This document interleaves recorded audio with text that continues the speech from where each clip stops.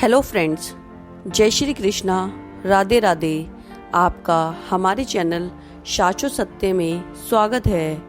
Friends, Shrimad Bhagavat Gita Hindu धर्म का एक पवित्र ग्रंथ है। गीता में 18 अध्याय और 700 श्लोक हैं जो सभी महत्वपूर्ण हैं। महाभारत में भगवान श्री कृष्ण ने अर्जुन को जो उपदेश दिए थे वही गीता है। गीता में आत्मा, परमात्मा, भक्ति, कर्म, जीवन आदि का वहद रूप से वर्णन किया गया है। आज हम आपको इन्हीं बताए गए तथ्यों पर आपको महत्वपूर्ण जानकारी देंगे। आपसे अनुरोध है कि वीडियो को पूरा देखें, अंत तक देखें, बिना स्किप करें, ताकि यह अति महत्वपूर्ण जानकारी आप तक संपूर्ण रूप से पहुंच पाए। तो चलिए शुरू करते हैं इस अति महत्वपूर्ण जानकारी भरे वीडियो को। गीता से हमें यह ज्ञान मिलता है कि व्यक्ति को केवल अपने काम और कर्म पर ध्यान देना चाहिए। साथ ही कर्म करते समय इस बात का ध्यान रखना चाहिए कि हम जो भी कर्म कर रहे हैं उसका फल भी हमें निश्चित ही प्राप्त होगा। गीता हमें बताती है कि जीवन में क्या है और इसे कैसे जीना चाहिए।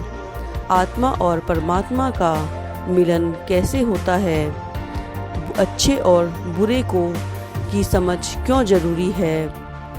इन सभी गूढ़ सवालों से जवाब हमें गीता में ही प्राप्त होते हैं। लेकिन सवाल यह है कि गीता का पूर्णतः ज्ञान कैसे प्राप्त किया जा सकता है और इसके लिए इसे कितनी बार पढ़ना चाहिए।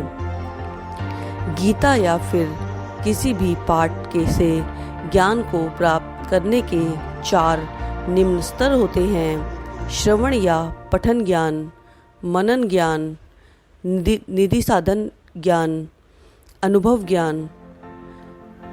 इन चारों स्तर से गुजरने के बाद ही किसी भी ज्ञान की पूर्णता होती है और इससे समुचित लाभ होता है। इसका अर्थ यह है कि आप पहले पढ़ते हैं या सुनते हैं, इसके बाद पढ़े सुने ज्ञान के बारे में चिंतन एवं मनन करते हैं।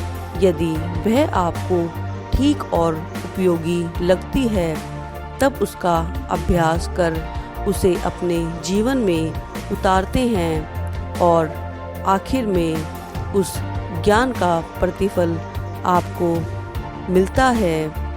किसी भी ज्ञान को आप पढ़कर या सुनकर छोड़ देंगे, उसे अपनाएंगे नहीं तो उसका फल कैसे प्राप्त होगा। यही बात गीता में भी लागू होती है। जब हम गीता पढ़कर उसके उपदेशों को जीवन में उतारेंगे तो निश्चित ही सुपरिणाम सामने आएंगे। जब हम पहली बार गीता पढ़ते हैं तो इसे हम एक अंधे व्यक्ति के रूप में पढ़ते हैं, यानी हमें केवल इतना ही समझ आता है कि कौन किसके पिता, कौन किसकी बहन और कौन किसका भाई है। पहली बार गीता पढ़ने पर इससे ज़्यादा कुछ भी समझ नहीं आता। जब हम दूसरी बार गीता पढ़ते हैं तो मन में कुछ सवाल जागृत होने लगते हैं कि ऐसा क्यों किया गया, वैसा क्यों हुआ। जब हम तीसरी बार गीता पढ़ते हैं तो इसके अर्थ समझने लगते हैं। हालांकि हर व्यक्ति को इसका अर्थ अपने तरीके से ही समझ आ पाता है। जब हम चौथी बार गीता को पढ़ते हैं तो हर एक पात्र से जुड़ी भावनाओं को समझने लग जाते हैं, जैसे अर्जुन के मन में या दुर्योधन के मन में क्या चल रहा है। 5वीं बार गीता पढ़ने पर हम पूरा कुरुक्षेत्र हमारे मन में खड़ा हो जाता है और हमारे मन की में अलग अलग कल्पनाएं होने लगती हैं। छठी बार गीता पढ़ने से हम भगवान को अपने सामने अनुभव करने लगते हैं और हमें ऐसा लगता है कि भगवान हमारे सामने ये सब बता रहे हैं। जब हम 8वीं बार गीता पढ़ते हैं तो हमें पूर्णतः एहसास हो जाता है कि श्री कृष्ण कहीं बाहर नहीं बल्कि हमारे भीतर ही हैं और हम उनके भीतर। भागवत गीता पढ़ने के लिए सुबह का समय अति उत्तम माना गया है, क्योंकि इस समय मन मस्तिष्क और वातावरण में शांति व सकारात्मकता होती है।